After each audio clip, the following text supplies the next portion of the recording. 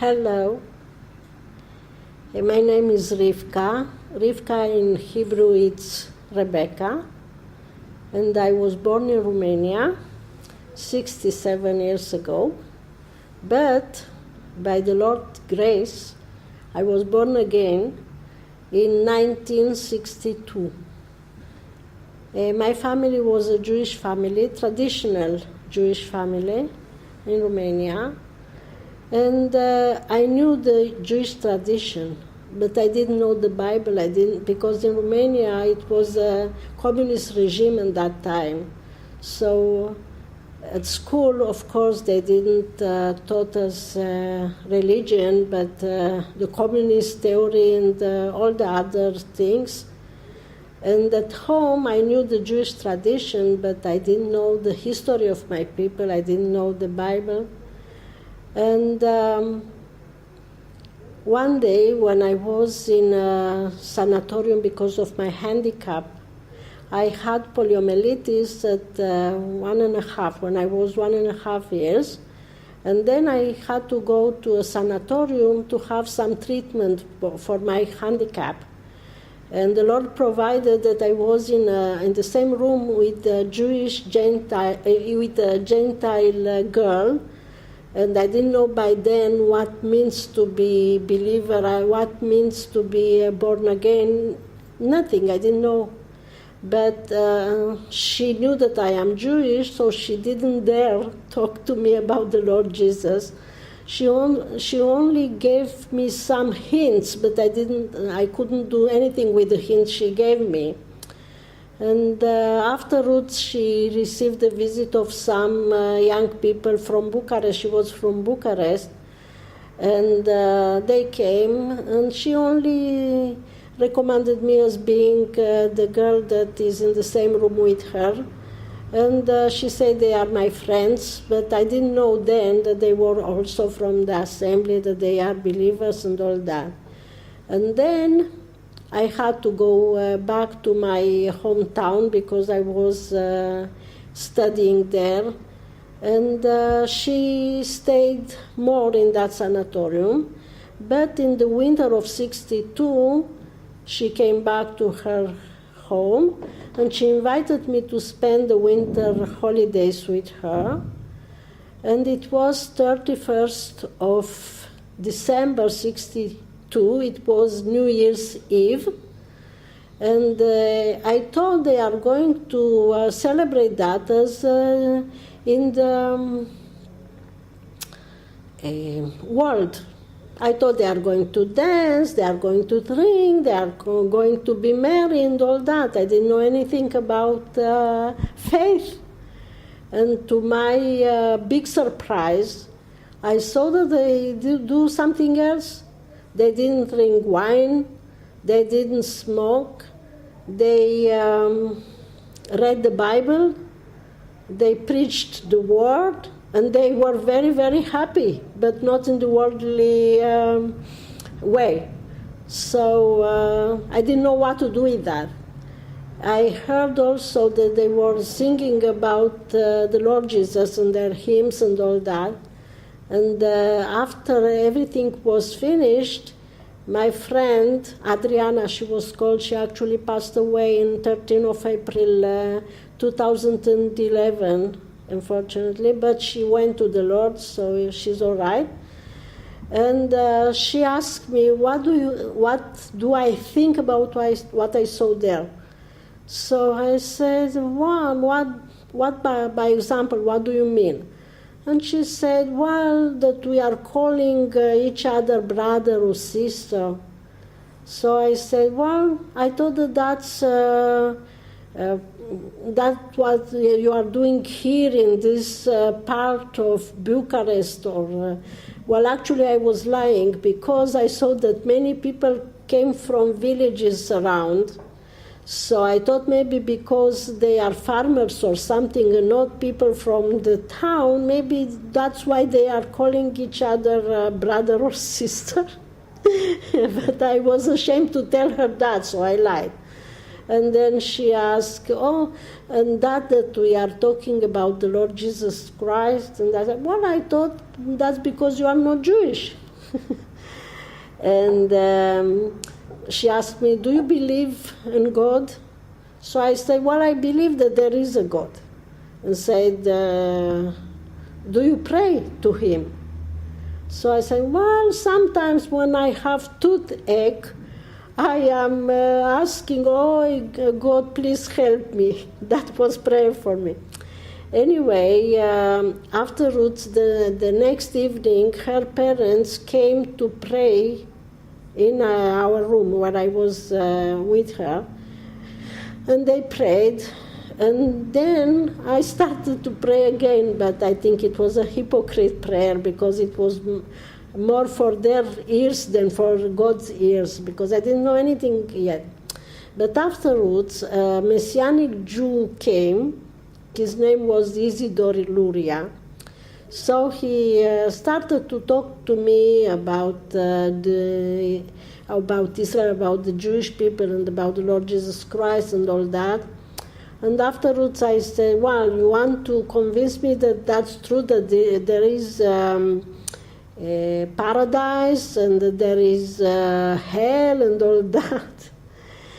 But afterwards I went to a meeting as well with them, and I started to believe, but it was something very, very simple, not enough, but still it was a start. And I wanted a Bible, but I couldn't have, because in that time it was very difficult to get a Bible in Romania. And somebody had a New Testament, but it was for sale. And I didn't have money of my own. I was living with my parents, didn't have income from my own, so I couldn't. And then I have to go back to school in my own town. And I didn't know where there are the believers in my town. But one of the young people there in Bucharest said that there is a certain family called Barbu, and they have a girl, a daughter, that must be of my age, because he was friendly with her brother. That's why he knows, that young man from Bucharest, that's how he knows that there is this family in my own town in Romania. And that's all I knew. So I went to my town, I went to school, and I knew that in a parallel class there is a girl, family name being Barbu, and I thought maybe it's this one. And I wanted to go to see her, but I asked the girl that was sitting with me in the same bench at school in class to come with me there. And she came with me, and her name was Sephora. And always this name seemed to be strange, but I didn't know by then that Sephora in Romanian is Zipporah, Tzipora, the wife of Moses. I didn't know. And I went with her to the other girl, and I asked the other girl if she has brothers or sisters. She said, no, I am the only daughter. So I knew that it's not the one I am looking for. But coming back to my class, I asked this girl, Sephora, God brought to my mind that something is special with this girl. Why? Because one, being communist, it's not fashionable to be religious. So I remember that they wanted to make fun of her, that in Sundays, when they have to do at school voluntary work, she didn't come because she's religious or something. So the Lord brought that to my mind, and I asked her, Sephora, tell me, do you have at home a Bible? She said, yes.